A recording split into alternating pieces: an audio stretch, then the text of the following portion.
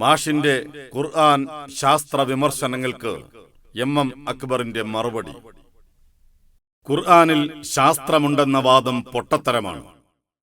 വിമർശനം: ഖുർആൻ മുഴുവൻ ശാസ്ത്രമാണെന്ന് വാദിക്കുന്നവരാണ് ഇസ്ലാമിക പ്രബോധകന്മാർ. അവരുടെ ഭാഷയിൽ പറഞ്ഞാൽ ബിഗ് ബാങ് തിയറി മുതൽ പ്രപഞ്ച വികാസം വരെ ഖുർആനിലുണ്ട്. അങ്ങനെയാണെങ്കിൽ പിന്നെ എന്തിനാണ് മനുഷ്യൻ ഗവേഷണങ്ങൾ നടത്തുന്നത്? കഴിഞ്ഞ നൂറ്റാണ്ടിന്റെ തുടക്കത്തിൽ മാത്രം മുന്നോട്ട് വെച്ച ബിഗ് ബാങ് തിയറി എല്ലാം ഖുർആനിലുണ്ടെന്ന് പറഞ്ഞാൽ അത് ബുദ്ധിയുള്ളവർ വിശ്വസിക്കുമെന്നാണോ നിങ്ങൾ കരുതുന്നത്? ഖുർആനിൽ ശാസ്ത്രമുണ്ടെന്ന് പറയുന്നതിൽ അർത്ഥമൊന്നുമില്ലെന്ന് അറിയുന്നവരാണ് പ്രബോധകർ. അവരുടേത് വ്യാഖ്യാന കസർത്തുകൾ മാത്രമാണ്. വളരെ ശ്രദ്ധിച്ച് മനസ്സിലാക്കേണ്ട ചില പ്രശ്നങ്ങൾ ഈ ചോദ്യത്തിലുണ്ട്. ഒന്നാമതായി, പരിശുദ്ധ ഖുർആൻ ശാസ്ത്രം പഠിപ്പിക്കുവാൻ വേണ്ടി അവതരിപ്പിക്കപ്പെട്ടൊരു ഗ്രന്ഥമല്ല. ഖുർആൻ പ്രകൃതി പ്രതിഭാസങ്ങളെക്കുറിച്ച് പറഞ്ഞു കൊടുക്കാൻ വേണ്ടി അവതരിപ്പിക്കപ്പെട്ട ഗ്രന്ഥമല്ല. പ്രകൃതി പ്രതിഭാസങ്ങളെക്കുറിച്ചുള്ള വസ്തുനിഷ്ഠമായ പഠനമാണ് ശാസ്ത്രം. അത് മനുഷ്യർ അന്വേഷിച്ച് കണ്ടെത്തേണ്ടതാണ്, പഠിക്കേണ്ടതാണ്, മനസ്സിലാക്കേണ്ടതാണ്. അപ്പോൾ മാത്രമാണ് തലമുറകളിൽ നിന്ന് തലമുറകളിലേക്ക് വിജ്ഞാനം സംപ്രേഷണം ചെയ്യപ്പെടുകയും മനുഷ്യൻ്റെ വിജ്ഞാന വിഹായുസ് വളർന്ന് വികസിക്കുകയുമെല്ലാം ചെയ്യുക. ഇത് മനുഷ്യൻ്റെ സവിശേഷതയാണല്ലോ. പരിശുദ്ധ ഖുർആനിൽ ശാസ്ത്രത്തിന് കണ്ടുപിടിക്കാൻ കഴിയാത്ത കാര്യങ്ങളെക്കുറിച്ചുള്ള വിശദീകരണമാണുള്ളത്. ശാസ്ത്രത്തിൻ്റെ മേഖലയല്ലാത്ത കാര്യം, പടച്ചവൻ, മരണാനന്തര ജീവിതം, നന്മതിന്മകൾ, ധർമാധർമ്മങ്ങൾ, ഇതെല്ലാമാണ് ഖുർആനിൻ്റെ മേഖല. പക്ഷേ പരിശുദ്ധ ഖുർആൻ ഒരു ദൈവിക ഗ്രന്ഥമാണ്. ദൈവിക ഗ്രന്ഥം എന്നുള്ള നിലക്ക് ഖുർആൻ അവകാശപ്പെടുന്നൊരു കാര്യമുണ്ട്. ആ അവകാശവാദം ഖുർആൻ 14 നൂറ്റാണ്ടുകൾക്ക് മുമ്പ് ഉന്നയിച്ചതാണ്. ഖുർആനിലെ 4-ാമത്തെ അധ്യായം സൂറത്തു നിസായിൽ 82-ാമത്തെ വചനത്തിൽ നമ്മൾ ആ അവകാശവാദം വായിക്കുന്നു. അഫലാ യതദബ്ബറൂനൽ ഖുർആൻ വലൗ കാന മിൻ ഇൻദി ഗൈരില്ലാ ലവജദൂ ഫീഹി ഇഖ്തിലാഫൻ കസീറ. അവർ ഖുർആനെ കുറിച്ച് ചിന്തിക്കുന്നില്ലേ? അതെങ്ങാനും പടച്ചവൻ്റെ പക്കൽ നിന്നുള്ളതല്ലായിരുന്നുവെങ്കിൽ അവർക്ക് ധാരാളം വൈരുദ്ധ്യങ്ങൾ, ധാരാളം അബദ്ധങ്ങൾ അതിൽ കാണാൻ കഴിയുമായിരുന്നു. ഖുർആനിൻ്റെ ഈ പരാമർശം, പരിശുദ്ധ ഖുർആനിലൊരു അബദ്ധമുണ്ടെങ്കിൽ, ഒരു വൈരുദ്ധ്യമുണ്ടെങ്കിൽ, തീർച്ചയായും ഖുർആൻ ദൈവികമല്ല എന്ന് ഖുർആൻ തന്നെ അംഗീകരിക്കുന്നു എന്നാണ് അതിനർത്ഥം. അതുകൊണ്ട് തന്നെ പരിശുദ്ധ ഖുർആനിലൊരു അബദ്ധവും ഉണ്ടാവരുത്. 14 നൂറ്റാണ്ടുകൾക്ക് മുമ്പ് പ്രാപഞ്ചിക പ്രതിഭാസങ്ങളെക്കുറിച്ച്, പടച്ചവൻ്റെ അസ്തിത്വത്തെക്കുറിച്ച് പറയുമ്പോൾ അതിലേക്ക് മനുഷ്യരുടെ ശ്രദ്ധ ക്ഷണിച്ചുകൊണ്ട് ആകാശഭൂമികളെയും സൂര്യചന്ദ്ര നക്ഷത്രാദികളെയും എല്ലാം കുറിച്ചുള്ള പരാമർശങ്ങൾ പരിശുദ്ധ ഖുർആനിലുണ്ട്. മനുഷ്യനെയും സസ്യലതാദികളെയും ജന്തുജീവജാലങ്ങളെയും എല്ലാം കുറിച്ച് ഖുർആൻ പറയുന്നുണ്ട്. ഈ പരാമർശങ്ങൾക്കിടയിൽ തീർച്ചയായും എന്തെങ്കിലും തെറ്റുകളുണ്ടെങ്കിൽ, എന്തെങ്കിലും അബദ്ധങ്ങളുണ്ടെങ്കിൽ ഖുർആൻ ദൈവികമല്ല എന്ന് ഖുർആൻ തന്നെ സമ്മതിക്കുന്നു എന്നാണ് അതിനർത്ഥം. ഇതിൻ്റെ അടിസ്ഥാനത്തിലാണ് പരിശുദ്ധ ഖുർആൻ ശാസ്ത്രവുമായി ബന്ധപ്പെടുന്നത്. യഥാർത്ഥത്തിൽ ഖുർആൻ ശാസ്ത്രം പഠിപ്പിക്കുന്ന ഗ്രന്ഥമാണ് എന്നോ, ഖുർആനിൽ ശാസ്ത്രീയമായ എല്ലാ കാര്യങ്ങളുമുണ്ട് എന്നോ, ഖുർആനിൽ എന്തെങ്കിലും ശാസ്ത്രീയമായ പ്രവചനങ്ങൾ ഉൾക്കൊള്ളുന്നുണ്ട് എന്നോ ഉള്ള വാദം ഇസ്ലാമിക പ്രബോധകർക്കില്ല. ഡോക്ടർ മോറിസ് ബുക്കായി അദ്ദേഹത്തിൻ്റെ the Bible the Quran and science എന്ന ഗ്രന്ഥം എഴുതിയപ്പോൾ അതിൽ ബൈബിളിലെ പരാമർശങ്ങളുമായി ശാസ്ത്രീയമായ വൈരുദ്ധ്യങ്ങളുണ്ട് എന്നും എന്നാൽ ഖുർആൻ ശാസ്ത്രവുമായി യോജിച്ചു വരുന്നു എന്നുമുള്ള കാര്യം പറയുകയുണ്ടായി. അതിൻ്റെ അടിസ്ഥാനത്തിൽ ഒരുപാട് ഖുർആൻ ശാസ്ത്ര പഠനങ്ങൾ നടന്നു. ആ ഖുർആൻ ശാസ്ത്ര പഠനങ്ങളിൽ ചിലവ പരിധി വിട്ടുകൊണ്ട് ശാസ്ത്രത്തെ ഖുർആനിന് അനുകൂലമായി ദുർവ്യാഖ്യാനിച്ചും ഖുർആനിനെ ശാസ്ത്രത്തിന് അനുകൂലമായി ദുർവ്യാഖ്യാനിച്ചും മുന്നോട്ട് പോയി. അപ്പോൾ പണ്ഡിതന്മാരിൽ പലരും ഈ രീതി ശരിയല്ല എന്ന് വളരെ ശക്തമായി പറഞ്ഞു. എന്നാൽ പരിശുദ്ധ ഖുർആനിലെ അബദ്ധങ്ങളൊന്നുമില്ല എന്ന് സ്ഥാപിക്കുന്നതിന് വേണ്ടി ശാസ്ത്രമാണെങ്കിലും ചരിത്രമാണെങ്കിലും മറ്റേതെങ്കിലും വൈജ്ഞാനിക ശാഖയാണെങ്കിലുമെല്ലാം ഉപയോഗിക്കാവുന്നതാണ്. അതിൽ യാതൊരു പ്രശ്നവുമില്ല എന്ന കാര്യത്തിൽ ആർക്കും സംശയമില്ല. ഇവിടെ ഖുർആനെ ശാസ്ത്രത്തിനനുസരിച്ച് വ്യാഖ്യാനിക്കുകയോ ശാസ്ത്രത്തെ ഖുർആനനുസരിച്ച് വളച്ചൊടിക്കുകയോ അല്ല ചെയ്യുന്നത്. മറിച്ച് ആധുനിക ശാസ്ത്രം പരിശുദ്ധ ഖുർആൻ അബദ്ധമൊന്നുമില്ല എന്നുള്ള വസ്തുതയ്ക്ക് സാക്ഷ്യം നിൽക്കുന്നു എന്ന് പറയുക മാത്രമാണ്. ഇതിൻ്റെ അടിസ്ഥാനത്തെ പരിശോധിക്കുമ്പോൾ പരിശുദ്ധ ഖുർആനിലെ പരാമർശങ്ങളിൽ ഒരുപാട് സവിശേഷതകൾ കാണാൻ കഴിയും. ഒന്നാമതായി ആധുനിക ശാസ്ത്രത്തിൻ്റെ പിതാക്കൾക്ക് പോലും ഉണ്ടായിരുന്ന അന്ധവിശ്വാസങ്ങളുടെ സ്വാധീനം പരിശുദ്ധ ഖുർആനിലില്ല എന്നുള്ളതാണ്. 1915 ലോകപ്രശസ്ത ശാസ്ത്രജ്ഞനായ, ഇന്നും അദ്ദേഹത്തിൻ്റെ ബുദ്ധിശക്തി ആരും കവച്ചു വെച്ചിട്ടില്ല എന്ന് പറയുന്ന ആൽബർട്ട് ഐൻസ്റ്റീൻ തൻ്റെ ജനറൽ റിലേറ്റിവിറ്റി തിയറി, പൊതു ആപേക്ഷികതാ സിദ്ധാന്തം മുന്നോട്ട് വച്ചത്. ആ പൊതു ആപേക്ഷികതാ സിദ്ധാന്തത്തിൻ്റെ അടിസ്ഥാനത്തിൽ 1924 റഷ്യൻ ശാസ്ത്രജ്ഞനായ അലക്സാണ്ടർ ഫ്രീഡ്മാൻ ഈ പ്രപഞ്ചം അത് മാറ്റത്തിന് വിധേയമാണ് എന്ന് പറഞ്ഞു. യഥാർത്ഥത്തിൽ അതിനു മുൻപ് ഐൻസ്റ്റൈൻ അടക്കമുള്ള ആളുകൾ വിശ്വസിച്ചിരുന്നത് പ്രപഞ്ചം സ്റ്റാറ്റിക്കാണ്, മാറ്റത്തിന് വിധേയമല്ല എന്നാണ്. അതിൻ്റെ അടിസ്ഥാനത്തിലാണ് ജനറൽ റിലേറ്റിവിറ്റി തിയറിയിലെ ചില ഇക്വേഷൻസിന് ചില പ്രത്യേകമായ കോസ്മോളജിക്കൽ കോൺസ്റ്റൻറ്റ് ഐൻസ്റ്റീൻ അടക്കം സ്ഥാപിച്ചു കൊടുക്കാൻ വേണ്ടി സന്നദ്ധമായത്. അലക്സാണ്ടർ ഫ്രീഡ്മാൻ്റെ ഈ പ്രഖ്യാപനം 1924 നടത്തിയ ഈ കാര്യം ജനറൽ റിലേറ്റിവിറ്റി തിയറിയുടെ അടിസ്ഥാനത്തിലായിരുന്നു. ഇതിൻ്റെ അടിസ്ഥാനത്തിൽ 1927 ബെൽജിയൻ ശാസ്ത്രജ്ഞനും കത്തോലിക്ക പുരോഹിതനുമായ എഡ്വേർഡ് ലൈമേത്രെ ഈ പ്രപഞ്ചം ഒരു പോയിന്റിൽ നിന്ന്, ഒരു കേന്ദ്രത്തിൽ നിന്നാണ് ഉണ്ടായിട്ടുള്ളത് എന്ന് വാദിച്ചു. ആ സിദ്ധാന്തത്തെയാണ് പിൽക്കാലഘട്ടത്തിൽ, അദ്ദേഹം അല്ല പറഞ്ഞത്, പിൽക്കാലഘട്ടത്തിൽ ബിഗ് ബാങ് തിയറി എന്നറിയപ്പെട്ടത്. ആ ബിഗ് ബാങ് തിയറി പ്രകാരം പ്രപഞ്ചം ആദ്യത്തിൽ ഒരു കേന്ദ്രമായിരുന്നു. ആ കേന്ദ്രത്തിൽ നിന്ന് ഒരു വലിയ വിസ്ഫോടനം എന്ന് പറയുമ്പോൾ ഊർജത്തിൻ്റെ ഒരു പ്രവാഹം മാത്രമാണ്, അല്ലാതെ ഒരു ബോംബ് സ്ഫോടനം നടത്തുന്ന രൂപത്തിലല്ല നമ്മൾ മനസ്സിലാക്കേണ്ടത്. ആ ഊർജത്തിൻ്റെ പ്രവാഹം വഴി ആ തുടക്കത്തിൽ നിന്ന് പിന്നീട് പ്രപഞ്ചം ആ ഒരു തുടക്കത്തിൽ നിന്ന് വികസിച്ചാണ് പ്രപഞ്ചമുണ്ടായത്. ഇന്നും പ്രപഞ്ചം വികസിച്ചു കൊണ്ടിരിക്കുന്നു എന്നാണ് എഡ്വേർഡ് ലൈമാത്രയുടെ സിദ്ധാന്തം. ഇതിൻ്റെ അടിസ്ഥാനത്തിൽ 1929 എഡ്വിൻ പി ഹബിൾ എന്ന ശാസ്ത്രജ്ഞൻ അദ്ദേഹത്തിൻ്റെ ടെലസ്കോപ്പിലൂടെ നിരീക്ഷണങ്ങൾ നടത്തിയപ്പോൾ എല്ലാ ഗാലക്സികളും നമ്മിൽ നിന്ന് അകന്നു പോകുകയാണ് എന്ന് മനസ്സിലാക്കി. അതിൻ്റെ അടിസ്ഥാനത്തിൽ പ്രപഞ്ച വികാസ സിദ്ധാന്തവും അതിൻ്റെ അടിസ്ഥാനത്തിൽ അദ്ദേഹം പ്രപഞ്ച വികാസത്തിൻ്റെ തോതിനെക്കുറിച്ചുള്ള കൃത്യമായൊരു ഒരു സൂത്രവാക്യവും പറഞ്ഞു. V=H0R എന്ന സൂത്രവാക്യം അദ്ദേഹം പറഞ്ഞപ്പോൾ അത് ശാസ്ത്രരംഗത്ത് വലിയ ഒച്ചപ്പാടുകളായി. കാരണം കാലാകാലങ്ങളായി പ്രപഞ്ചം എന്നും ഇതേപോലെ തന്നെ നിലനിൽക്കുന്നു എന്ന് വിശ്വസിച്ചിരുന്നുവെങ്കിൽ ഇപ്പോഴിതാ പ്രപഞ്ചം മാറ്റത്തിന് വിധേയമാണ് എന്ന് പറയുന്നു. ഈ സിദ്ധാന്തം യഥാർത്ഥത്തിൽ ശാസ്ത്രലോകത്തെ വലിയ ഒരു ആറ്റം ബോംബ് സ്ഫോടനമാണ് ഉണ്ടാക്കിയത്. യഥാർത്ഥത്തിൽ ഇതിനുശേഷം പിന്നീട് 1964 എഡ്വേർഡ് ലൈമാത്ര പറഞ്ഞ സിദ്ധാന്തത്തിൻ്റെ അടിസ്ഥാനത്തിലുള്ള കോസ്മിക് ബാക്ക്ഗ്രൗണ്ട് റേഡിയേഷൻ കണ്ടുപിടിച്ചതോടുകൂടി ഈ സിദ്ധാന്തം അഥവാ പ്രപഞ്ചം വികസിച്ചു കൊണ്ടിരിക്കുന്നു, പ്രപഞ്ചം ഒരു കേന്ദ്രത്തിൽ നിന്നാണ് ഉണ്ടായത് എന്ന സിദ്ധാന്തം അംഗീകരിക്കപ്പെട്ടു. ഇവിടെ പരിശുദ്ധ ഖുർആനെ നമ്മൾ പരിശോധനാ വിധേയമാക്കുക. പരിശുദ്ധ ഖുർആനിൽ പ്രപഞ്ചത്തെക്കുറിച്ച്, സമാഅനെക്കുറിച്ച്, സമാവാത്തിനെക്കുറിച്ച് ഒരുപാട് വചനങ്ങളുണ്ട്. ആ വചനങ്ങളിൽ എവിടെയെങ്കിലും പ്രപഞ്ചം എന്നും അതേപോലെയാണ് എന്ന്, ഒരു മാറ്റവും ഇല്ലാത്തതാണ് എന്ന് പറഞ്ഞിരുന്നെങ്കിൽ 1920കളിൽ ഈ പരിശുദ്ധ ഖുർആനിലെ വചനങ്ങൾ അബദ്ധമാണ് എന്ന് സ്ഥാപിക്കപ്പെടുമായിരുന്നു. എന്നാൽ പരിശുദ്ധ ഖുർആനിൽ ഒരു സ്ഥലത്തും അങ്ങനെ പരാമർശമില്ല എന്ന് മാത്രമല്ല, ഖുർആൻ 51-ാമത്തെ അധ്യായം സൂറത്തു ദാരിയാത്തിലെ 47-ാമത്തെ വചനത്തിൽ പറയുന്നു, വസ്സമാഅ ബനൈനാഹ ബിഐദിൻ വഇന്നാ ലമൂസിഊൻ. ഈ പ്രപഞ്ചം, ആകാശലോകങ്ങളെ നാം നമ്മുടെ ശക്തി കൊണ്ട് സൃഷ്ടിച്ചിരിക്കുന്നു, നാം തന്നെ അതിനെ വികസിപ്പിച്ചു കൊണ്ടിരിക്കുകയും ചെയ്യുന്നു. പ്രപഞ്ച വികാസ തത്വം പരിശുദ്ധ ഖുർആൻ പ്രവചിക്കുകയല്ല, മറിച്ച് പ്രപഞ്ച വികാസ തത്വം കണ്ടുപിടിച്ചപ്പോൾ പരിശുദ്ധ ഖുർആനിലെ മൂസിഊൻ എന്ന പ്രയോഗം വളരെ കൃത്യമാണ് എന്ന് ലോകം മനസ്സിലാക്കിയാണ് ചെയ്തത്. അങ്ങനെയാണത് പറയേണ്ടത്. ഇതേപോലെ തന്നെ ബിഗ് ബാങ് സിദ്ധാന്തപ്രകാരം പ്രപഞ്ചം ഒരു കേന്ദ്രത്തിലായിരുന്നു. ഭൂമിയും ആകാശങ്ങളും ആകാശ നക്ഷത്രങ്ങളുമെല്ലാം ഒരു കേന്ദ്രത്തിലായിരുന്നു. അവിടെ നിന്നാണ് എല്ലാം വേർപെട്ടത്. പരിശുദ്ധ ഖുർആൻ 21-ാമത്തെ അധ്യായം സൂറത്തുൽ അംബിയായിലെ 30-ാമത്തെ വചനം പറയുന്നത് അതാണ്. ആ കാര്യം തന്നെ സൂചിപ്പിക്കുന്നു പരിശുദ്ധ ഖുർആൻ. അവലം യറല്ലദീന കഫറു അന്ന സമാവാതി വല്ലർള കാനത റത്ഖൻ ഫഫതഖ്നാഹുമ. അവർ കണ്ടില്ലേ, ആ സത്യനിഷേധികൾ കണ്ടില്ലേ, ആകാശങ്ങളും ഭൂമിയുമെല്ലാം ഒരു റത്ഖായിരുന്നു, ഒന്നായിരുന്നു എന്നിട്ട് നാം ആണ് അതിനെ വേർപ്പെടുത്തിയത്. യഥാർത്ഥത്തിൽ ഇപ്പോഴും ആ കോസ്മിക് എഗ്ഗ് എന്ന് ശാസ്ത്രജ്ഞന്മാർ പറയുന്ന ആ എഗ്ഗ് എന്തുകൊണ്ടാണ് വേർപെടുത്തപ്പെട്ടത്, എന്തുകൊണ്ടാണ് അവിടെ സ്ഫോടനം ഉണ്ടായത് എന്ന് ശാസ്ത്രത്തിന് പറയാൻ കഴിഞ്ഞിട്ടില്ല. ഫഫതഖ്നാഹുമ, നാം ആണ് ഇതിനെ വേർപ്പെടുത്തിയത് പരിശുദ്ധ ഖുർആൻ പറയുന്നു.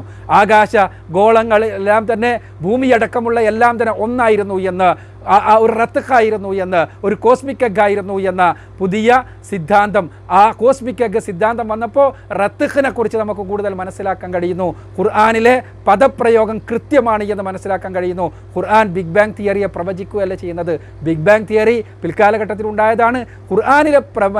ഖുർആനിലെ പ്രയോഗം കൃത്യമാണ് എന്ന് ബിഗ് ബാങ് തിയറി വന്നപ്പോൾ നമുക്ക് മനസ്സിലായി എന്ന് മാത്രം.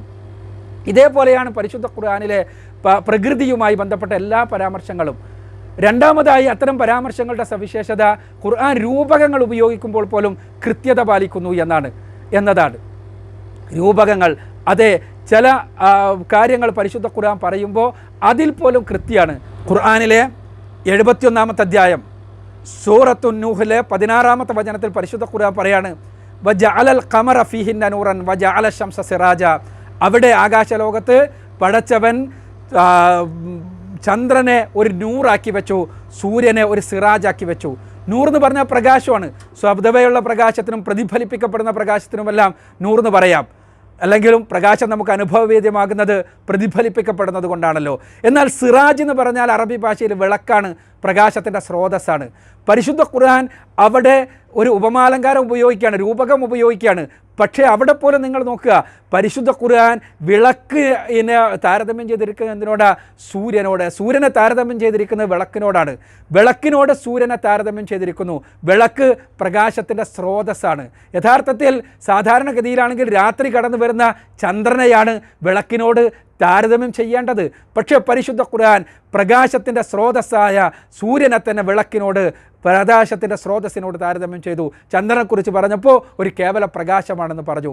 ഇങ്ങനെ രൂപകങ്ങളിൽ പോലും കൃത്യത പുലർത്തുന്നു പരിശുദ്ധ ഖുർആൻ. ഇതാണ് ഖുർആനിലെ പ്രകൃതി പ്രതിഭാസങ്ങളുമായി ബന്ധപ്പെട്ട പരാമർശങ്ങളുടെ രണ്ടാമത്തെ സവിശേഷത.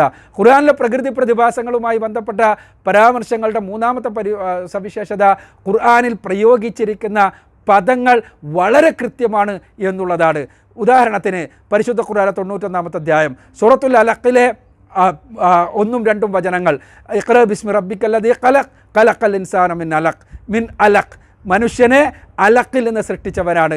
രക്തക്കട്ട എന്ന് മുമ്പ് പരിഭാഷപ്പെടുത്തിയിരുന്നു അലക്കിന്. തീർച്ചയായും അലക്ക് എന്ന ശബ്ദത്തിന് എന്താണ് അർത്ഥം എന്ന് നമ്മൾ പരിശോധിക്കേണ്ടത് ആ ശബ്ദത്തിൻ്റെ ഉൽപ്പത്തിയുമായി ബന്ധപ്പെട്ടുകൊണ്ടാണ്. അതിന് ലാമ്, കാഫ് തുടങ്ങിയ ശബ്ദങ്ങൾ യോജിച്ച് വരുന്ന 3 ശബ്ദങ്ങൾ യോജിച്ചുകൊണ്ടാണ് അലക്ക് എന്നുള്ള പദം ഉണ്ടായിട്ടുള്ളത്. അലക്ക് എന്നുള്ള പദം എപ്പോഴും ഉപയോഗിക്കപ്പെടുക അള്ളിപ്പിടിക്കുന്നത്, പറ്റിപ്പിടിക്കുന്നത് എന്ന അർത്ഥത്തിലാണ്. അള്ളിപ്പിടിക്കുന്ന സ്വഭാവമുള്ളത് കൊണ്ട് അട്ടക്ക് അലക്ക് എന്ന് പറയും. ആ രൂപത്തിൽ അറ്റ അള്ളിപ്പിടിച്ച് കിടക്കുന്ന സമയത്ത് രക്തം അതിൻ്റെ ശരീരത്തിന് ഇങ്ങനെ വന്നിട്ട് രക്തക്കട്ട പോലെ തോന്നുന്നുകൊണ്ട് ആ തൂങ്ങിക്കിടക്കുന്ന രക്തകഷ്ടത്തിനും അലക്കി എന്ന് പറയും. പരിശുദ്ധ ഖുർആനിൽ ഇവിടെ പറഞ്ഞിരിക്കുന്ന പദം നിങ്ങൾ ആലോചിച്ച് നോക്കുക, വളരെ കൃത്യമാണ് എന്ന് നമുക്ക് കാണാൻ കഴിയും. ആ പദപ്രയോഗത്തിൻ്റെ കൃത്യതയാണ് പറയുന്നത്, മറ്റൊന്നുമല്ല. അലക്ക് എന്ന ശബ്ദം നമ്മൾ പുരുഷ ബീജവും സ്ത്രീ ബീജവും ഒരുമിച്ച് ചേർന്ന് ഉണ്ടാകുന്ന ആ ബീജത്തിന് സിക്താണ്ടെന്ന് നമ്മൾ പറയും, സൈഗോട്ട് എന്ന് പറയും. ഈ സൈഗോട്ട് 8ാമത്തെ അല്ലെങ്കിൽ 7ാമത്തെ ദിവസമാകുമ്പോൾ ഗർഭാശയത്തിലെത്തി ഇംപ്ലാന്റേഷൻ നടത്തും. ഇംപ്ലാന്റേഷൻ നടത്തുന്നത് ഗർഭാശയത്തിനെ ശരിക്കും ഒരു അട്ട പള്ളിപ്പിടിപ്പിക്കുന്നത് പോലെ അങ്ങനെ പറ്റിപ്പിടിക്കുകയാണ്. അങ്ങനെ പറ്റിപ്പിടിക്കുന്ന അവസ്ഥയെ വളരെ കൃത്യമായി അലക്ക് എന്ന ശബ്ദം ദ്യോതിപ്പിക്കുന്നു. അതോടൊപ്പം തന്നെ അതുവരെ ഒരു ഗോളരൂപത്തിലായിരുന്ന ആ സിക്താണ്ഡം പിന്നീട് അവിടെ പറ്റിപ്പിടിച്ചതിന് ശേഷം നേരെ അങ്ങോട്ട് കിടക്കുകയാണ്. കിടന്നിട്ട് ഒരു അട്ടയുടെ രൂപത്തിൽ ആയി മാറുന്നു. അപ്പോൾ മൈക്രോസ്കോപ്പിക്കായ സിക്താണ്ഡത്തെ നമ്മൾ വലുതാക്കിയാൽ നമ്മൾക്ക് കാണാൻ കഴിയുക ഒരട്ട കിടക്കുന്ന മാതിരിയാണ്. പരിശുദ്ധ ഖുർആൻ അലക്ക് എന്ന പ്രയോഗം എത്രത്തോളം കൃത്യമാണ് എന്ന് നിങ്ങൾ നോക്കുക. അള്ളിപ്പിടിക്കുന്നത്, അട്ടയുടെ രൂപത്തിലുള്ളത് എന്നെല്ലാമുള്ള പ്രയോഗം ഭ്രൂണത്തിൻ്റെ അവസ്ഥയെ വളരെ കൃത്യമായി കുറിക്കുന്നു എന്നുള്ളതാണ് സവിശേഷത. ഖുർആനിലെ 4ാമത്തെ ഇത്തരം പ്രകൃതി പ്രതിഭാസങ്ങളുമായി ബന്ധപ്പെട്ട പരാമർശങ്ങളിലുള്ള 4ാമത്തെ സവിശേഷത, ആ പരാമർശങ്ങളിലെ ചില രംഗങ്ങളിൽ ചില നമ്പറുകൾ, ചില എണ്ണങ്ങൾ പ്രയോഗിക്കുന്നുണ്ട്. ആ എണ്ണം പോലും വളരെ കൃത്യമാണ് എന്നുള്ളതാണ്. ഖുർആനിലെ 39-ാമത്തെ അധ്യായം സൂറത്തു സുമറിലെ 6ാമത്തെ വചനം നിങ്ങൾ പരിശോധിച്ച് നോക്കുക. യഖ്ലുഖുക്കും ഫീ ബുത്തൂനി ഉമ്മഹാത്തിക്കും ഖൽഖം മിൻ ബഅദി ഖൽഖിൻ ഫീ ളുലുമാത്തിൻ സലാസ. ഗർഭാശയത്തിൽ വെച്ച് ഒരു സൃഷ്ടിക്ക് മറ്റൊരു സൃഷ്ടിയായി മാതാവിൻ്റെ ഗർഭാശയത്തിൽ വെച്ച് കുഞ്ഞിനെ വളർത്തിക്കൊണ്ടുവരുന്ന പടച്ചവൻ ഫീ ളുലുമാത്തി സലാസ 3 തരം അന്ധകാരങ്ങൾക്കുള്ളിലായി 3 തരം സലാസ എന്ന് പരിശുദ്ധ ഖുർആൻ പ്രയോഗിച്ചിരിക്കുന്നു. നമുക്കിന്നറിയാം ഗർഭാശയ ഭിത്തി, പിന്നെ അടിവയർ ഭിത്തി, അതേപോലെ തന്നെ ആംനിയോൺ കോറിയോൺ പാട, ഈ 3 തരം ഭിത്തികൾക്കുള്ളിലായിട്ടാണ് പ്രകാശമേൽക്കാതെ ഇരുട്ട് തന്നെ അനുഭവിച്ചുകൊണ്ട് കുഞ്ഞ് സുഖസുഷുപ്തമായി മാതാവിൻ്റെ ഗർഭാശയത്തിൽ ജീവിക്കുന്നത് എന്ന്. അവിടെ 3 എന്ന ആ എണ്ണം എത്ര കൃത്യമായിട്ടാണ് ഖുർആൻ പറഞ്ഞത്. ഖുർആൻ 4 എന്ന് പറഞ്ഞിരുന്നെങ്കിൽ അത് തെറ്റാകുമായിരുന്നു, 2 എന്ന് പറഞ്ഞിരുന്നെങ്കിൽ തെറ്റാകുമായിരുന്നു. അതാണ് ഖുർആനിലെ ഇത്തരം പരാമർശങ്ങളുടെ സവിശേഷത. 5ാമത്തെ സവിശേഷത, പരിശുദ്ധ ഖുർആൻ ചില ലിംഗപ്രയോഗങ്ങൾ നടത്തുമ്പോൾ അതുപോലും വളരെ കൃത്യമാകുന്നു എന്നുള്ളതാണ്. പരിശുദ്ധ ഖുർആനിലെ 16ാമത്തെ അധ്യായം സൂറത്തുൻ നഹ്ലിലെ തേനീച്ചയെക്കുറിച്ചുള്ള 2 വചനങ്ങളുണ്ട്. ഔഹ റബ്ബിക ഇലൻ നഹ്ലി എന്ന് പറഞ്ഞുകൊണ്ടാണ് തുടങ്ങുന്നത്. തേനീച്ചക്ക് പടച്ചവൻ ബോധനം നൽകിയിരിക്കുന്നു എന്ന് പറഞ്ഞുകൊണ്ട് തേനീച്ചയുടെ വർത്തനങ്ങളെക്കുറിച്ച്, ആ വർത്തനങ്ങളിലുള്ള പടച്ചവൻ്റെ ബോധനത്തെ മനസ്സിലാക്കുന്നതിനെക്കുറിച്ച് പരിശുദ്ധ ഖുർആൻ ആവശ്യപ്പെടുകയാണ്. ഈ സ്ഥലത്ത് പടച്ചവൻ തേനീച്ചയോട് പറയുന്നതായി, തേനീച്ചയോട് കൽപ്പിക്കുന്നതായുള്ള ചില പരാമർശങ്ങളുണ്ട്. ഫസ്ലുക്കി, കുലി എന്നെല്ലാമുള്ള പരാമർശങ്ങൾ. ഈ പരാമർശങ്ങളെല്ലാം തന്നെ സ്ത്രീലിംഗ ക്രിയകളാണ്. അഥവാ പെണ്ണിനോട് പ്രവേശിക്കാൻ പറയുമ്പോൾ മാത്രമേ വസ്തുക്കി എന്ന് പറയൂ. പെണ്ണിനോട് നീ കഴിക്കുക, ഭക്ഷിക്കുക എന്ന് പറയുമ്പോൾ മാത്രമേ കുലി എന്ന് പറയൂ. ഇത് സത്യത്തിൽ നമുക്ക് ആധുനിക കാലഘട്ടത്തിൽ മാത്രം മനസ്സിലായ സംഗതിയാണ്. തേനീച്ചയെക്കുറിച്ച്, തേനീച്ചക്കൂടിനെക്കുറിച്ച്, തേനീച്ചയുടെ സംഘമായുള്ള ജീവിതത്തെക്കുറിച്ചെല്ലാം മനസ്സിലാക്കിയപ്പോഴാണ് ഈ പ്രയോഗങ്ങൾ എത്രത്തോളം കൃത്യമായിട്ടാണ് പരിശുദ്ധ ഖുർആൻ നടത്തുന്നത് നമുക്ക് മനസ്സിലായത്. തേൻ ശേഖരിക്കുന്ന, കൂടുണ്ടാക്കുന്ന, അതേപോലെയുള്ള ജോലി ചെയ്യുന്ന തേനീച്ചകൾ, ജോലിക്കാർ, തൊഴിലാളികൾ എന്നറിയപ്പെടുന്ന, വർക്കേഴ്സ് എന്നറിയപ്പെടുന്ന തേനീച്ചകൾ, അവ സ്ത്രീകളാണ് എന്നുള്ള, സ്ത്രൈണമാണ് അവരുടെ ലിംഗം എന്നുള്ള വസ്തുത നമുക്കിപ്പോൾ മാത്രം മനസ്സിലായതാണ്. അവിടെയാണ് ഞാൻ പറഞ്ഞത്, ലിംഗപ്രയോഗങ്ങളിൽ പോലും പരിശുദ്ധ ഖുർആൻ വളരെ കൃത്യമായ പ്രയോഗങ്ങൾ നടത്തുന്നു എന്നുള്ളത്. ഖുർആനിലെ ഇത്തരം പരാമർശങ്ങളുടെ സവിശേഷത, 6ാമത്തെ സവിശേഷത എന്താണെന്ന് വെച്ചാൽ, ഖുർആനിലെ ചില പ്രയോഗങ്ങൾ അറിവ് വർദ്ധിക്കുന്നതിനനുസരിച്ച് ആ പ്രയോഗങ്ങളുടെ കൃത്യത നമുക്ക് കൂടുതൽ ബോധ്യപ്പെടുന്നു എന്നുള്ളതാണ്. ഖുർആനിലെ 36ാമത്തെ അധ്യായം സൂറത്ത് യാസീനിലെ 36ാമത്തെ വചനം, സുബ്ഹാനല്ലദീ ഖലഖൽ അസ്വാജ കുല്ലഹ മിമ്മാ തുംബിത്തുൽ അർദ് വമിൻ അൻഫുസിഹിം വമിമ്മാ ലാ യഅലമൂൻ. പടച്ചവൻ അവൻ എത്ര പരിശുദ്ധൻ, എല്ലാറ്റിനെയും ഇണകളായി സൃഷ്ടിച്ചവൻ, അവർക്ക് അറിയാവുന്നതും അറിയാത്തതുമായ, അവർ കാണുന്ന സസ്യജാലങ്ങളെയും ജന്തുജാലങ്ങളെയും എല്ലാം എല്ലാറ്റിനെയും ഇണകളായി സൃഷ്ടിച്ച പടച്ചവൻ എത്ര പരിശുദ്ധൻ. വമിമ്മാ ലാ യഅലമൂൻ, അവർക്കറിയാത്ത വസ്തുക്കളിൽ പോലും പെട്ട. എത്ര കൃത്യമാണ് ഈ വചനമെന്ന് നോക്കുക. പരിശുദ്ധ ഖുർആൻ ഇത് അവതരിപ്പിക്കപ്പെട്ട കാലഘട്ടത്തിൽ അവർക്കറിയാമായിരുന്നു ജന്തുക്കൾ ഇണകളായിട്ടാണ് ജീവിക്കുന്നത് എന്ന്. പിന്നീട് നമുക്ക് മനസ്സിലായി സസ്യങ്ങളും ഇണകളാണ് എന്നുള്ള വസ്തുത. എന്നാൽ ഇന്ന് നമ്മൾ പദാർത്ഥ ലോകത്തിനകത്തേക്ക് കടന്നു ചെല്ലുമ്പോൾ വമിമ്മാ ലാ യഅലമൂൻ, അവർക്കറിയാത്ത വസ്തുക്കളിൽ പോലും കൃത്യമായ ഇണകളാണെന്ന് നമ്മൾ മനസ്സിലാക്കുന്നില്ലേ? നിങ്ങൾ ആലോചിച്ച് നോക്കുക. ആറ്റം എന്താ? ഇലക്ട്രോണും പ്രോട്ടോണും ഇണകളാണ്. അതേപോലെ തന്നെ ഇലക്ട്രോൺ എന്താണ്? ഇലക്ട്രോൺ 2 സ്വഭാവങ്ങളെ സമർത്ഥമായി ഇണചേർത്തതാണ് എന്ന് പറയാം നമുക്ക്. ദ്വൈത സ്വഭാവം എന്നാണ് ശാസ്ത്രജ്ഞന്മാർ അതിന് പറയുക. അഥവാ കണികാ സ്വഭാവത്തെയും തരംഗ സ്വഭാവത്തെയും. ഇനി പ്രോട്ടോൺ എന്താ? പ്രോട്ടോൺ അതിനേക്കാൾ ചെറിയ കണികകൾ, അതിന് നമ്മൾ കോർക്കുകൾ എന്ന് പറയും. കോർക്കുകൾ, ആ കോർക്കുകളും ആൻറ്റി കോർക്കുകളും ഉണ്ട്. ആ കോർക്കുകളും ആൻറ്റി കോർക്കുകളും തമ്മിൽ വേർപിരിക്കാൻ കഴിയാത്ത അടിമത്വത്തിലാണ്, ഇണകളായിട്ടാണ് നിലനിൽക്കുന്നത് എന്നാണ് ശാസ്ത്രകാരന്മാർ പറയുക. ആ കോർക്കുകളെക്കുറിച്ചുള്ള പഠനശാഖയാണ് ക്രോമോഡൈനാമിക്സ്. ആ ക്രോമോഡൈനാമിക്സിൽ നമ്മൾ പഠിക്കുന്ന കാര്യമാണ് quark, anti quark, infrared slavery എന്നത്. അവിടെയും നമ്മൾ കാണുന്നത് പരിശുദ്ധ ഖുർആൻ വമിമ്മാ ലാ യഅലമൂൻ, വമിമ്മാ ലാ തഅലമൂൻ, അവർക്കറിയാത്ത കാര്യങ്ങളിൽ പോലും എത്ര കൃത്യമായിട്ടാണ് പടച്ചവൻ ഇണകളെ സൃഷ്ടിച്ചിട്ടുള്ളത് എന്ന വസ്തുത നമുക്കവിടെ മനസ്സിലാവുകയാണ്. ഇങ്ങനെയാണ് പരിശുദ്ധ ഖുർആനിലെ സവിശേഷതകൾ. ഖുർആനിലെ പരാമർശങ്ങളുടെ 7ാമത്തെ സവിശേഷത, പരിശുദ്ധ ഖുർആനിൽ ചിലപ്പോൾ നമ്മുടെ അറിവുകേട് കൊണ്ട് ചില സന്ദർഭത്തിൽ അതിലെ ചില പരാമർശങ്ങൾ തെറ്റാണെന്ന് നമുക്ക് തോന്നിയാലും കൂടുതൽ പഠിക്കുമ്പോൾ, കൂടുതൽ മനസ്സിലാക്കുമ്പോൾ ആ പരാമർശങ്ങൾ തന്നെയാണ് ശരി എന്ന് ബോധ്യപ്പെടുമെന്നുള്ളതാണ് മറ്റൊരു സവിശേഷത. അതും നമുക്ക് കാണാൻ കഴിയും. ഖുർആൻ 36-ാമത്തെ അധ്യായം സൂറത്തു യാസീനിലൊരു വചനത്തിൽ 34-ാമത്തെ വചനത്തിൽ സൂറത്ത് യാസീൻ പറയാണ് വശംസു തജ്രീല മുസ്തഖറില്ലഹ, സൂര്യൻ അതിന് നിശ്ചയിക്കപ്പെട്ടൊരു സ്ഥാനത്തേക്ക് ചലിച്ചു കൊണ്ടിരിക്കുന്നു. ഈ വചനം എടുത്തുകൊണ്ട് ഇടമറുകിനെ പോലെയുള്ള ഖുർആൻ വിമർശകർ പോലും വിമർശിച്ചു സൂര്യൻ ചലിക്കുന്നില്ല എന്ന് നമുക്കറിയാം. സൂര്യൻ നിശ്ചലമാണ് എന്നും ഭൂമിയടക്കമുള്ള ഗ്രഹങ്ങളാണ് അതിന് ചുറ്റും ചലിക്കുന്നത് എന്നും ഇന്ന് നമുക്കറിയാമെന്ന് അദ്ദേഹം പുസ്തകം എഴുതിയ കാലത്ത്. പക്ഷേ നമ്മളുടെ ഇന്നത്തെ അറിവെന്താണ്? ഇന്നത്തെ അറിവ് സൂര്യൻ 4 തരം ചലനങ്ങളെങ്കിലും നടത്തുന്നുണ്ട് എന്നാണ്. ഒന്നാമത്തേത് സൂര്യൻ്റെ ഓസിലേഷനാണ്, സ്വയം തന്നെ വീർക്കുകയും ചെറുതാകുകയും ചെയ്യുന്ന സൂര്യൻ്റെ ചലനം. രണ്ടാമത്തേത് സൂര്യൻ്റെ സ്വയം ഭ്രമണമാണ്, ആ സ്വയം ഭ്രമണം സൂര്യൻ നടത്തിക്കൊണ്ടിരിക്കുന്നു. മൂന്നാമത്തേത് സൂര്യൻ നമ്മുടെ ഗാലക്റ്റിക് സെൻറ്ററിന് ചുറ്റും പരിക്രമണം ചെയ്തുകൊണ്ടിരിക്കുന്നു.